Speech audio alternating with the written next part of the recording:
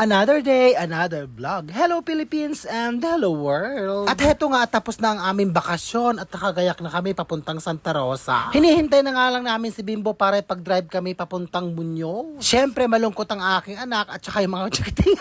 Abay ayaw lumayo kay Maron at lagi nakadiki. Sabi ko nga sa kanila, saglit na lang yung December at napakabilis ng araw. At uuwi naman kami ni Maro. Isang buwan at kalahati na lang yun. Diba, fresh na fresh kasing fresh ng kapaligiran dito sa lugar namin. Berdeng berde at napakaaliwala. Preskong presko ang hangin at saka malamig. Malayo sa polusyon at saka ingay.